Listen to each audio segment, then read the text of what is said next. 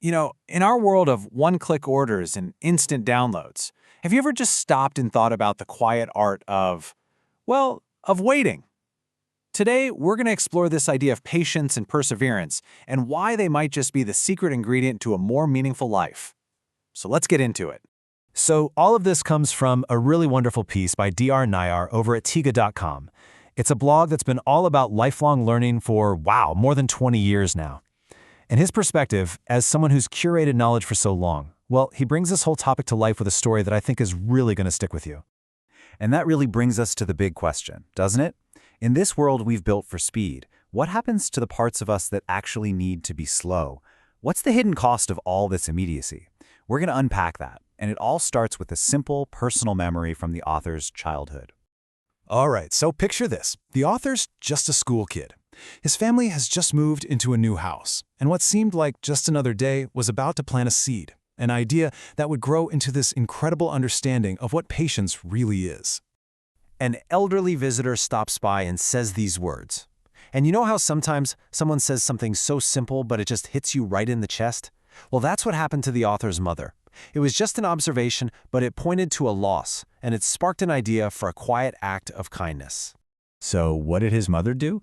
She got resourceful. She took an old drum lid, turned it into a simple little feeder, put some seeds in a little bowl of water in it, and hung it right outside the kitchen window. Just a small offering, but it was absolutely filled with hope. And then came the really hard part, the waiting.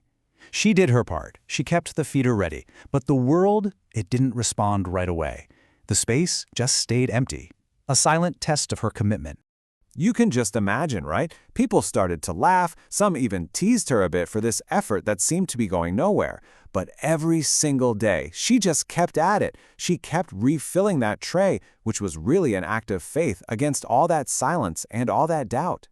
And then, of course, it happened. Her persistence paid off. At first, it was just one, but then, pretty soon after, many more followed. And that feeder, which was once this symbol of just empty waiting, became this buzzing hub of life and activity. It was in that moment that his mother shared this little piece of profound wisdom. She looked at the scene and said, "Patience is like these birds. It takes time to show up." It's such a beautiful way to put it, isn't it? It's not something you can demand or force. You just have to create the right conditions, and then you wait for it to arrive. Okay, so that's a great story. But what does it have to do with us, right here, right now? Well, this childhood lesson connects powerfully to our modern lives. The author has a great term for it, our world of micro-waits. And it's a struggle we all know too well. Let's take a look. He makes this really clear parallel between his mother's bird feeder and his own work as a blogger. Think about it. Every week, he's putting his work out into the world, all his time, his thought, his heart, and then he waits. He waits for an audience to find it, to respond to it. It's the exact same wait and watch game, just played in a different arena. And right here, this is the core of the conflict. Nature has its own rhythm. It's slow, it's deliberate. A watched pot never boils, right? But our modern lives, they're built on the complete opposite. We crave instant results, and we get so irritated by every single tiny delay, every little micro-wait.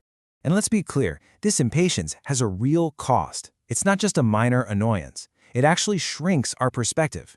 It pushes us into making hasty choices.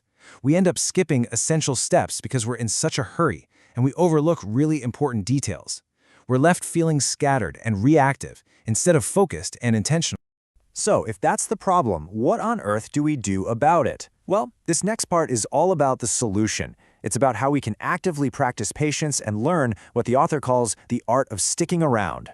He uses this perfect and, let's be honest, hilarious kitchen story about leaving milk on the stove. We've all done it, right? It takes forever to heat up, so you walk away for 1 second and it boils over. And his point is brilliant. Impatience isn't just about hating the wait. It's about abandoning the process. It's about walking away from the stove too soon. So how do we actually learn to stay by the stove? Well, it starts with just being aware. Step 1 is just acknowledging that, hey, good things take time. Step 2 is to reframe the wait. Instead of just enduring it, turn waiting into watching. See it as a chance to observe and learn. And finally, step 3, and this is the big one. Notice that powerful urge to walk away and then make the conscious choice to stay. When you look at it this way, it completely redefines patience. It stops being this passive thing, this boring state of just putting up with a delay. It becomes an active, powerful choice. It becomes the art of sticking around long enough to see things through, whether that's for birds to show up at a feeder or for one of your own dreams to finally take flight. So that leaves us with one final thought. Think about your own life for a second. That project, that relationship, that goal you're working toward, what in your life is boiling right now? And maybe more importantly, are you willing to do the quiet, patient work of staying by the stove?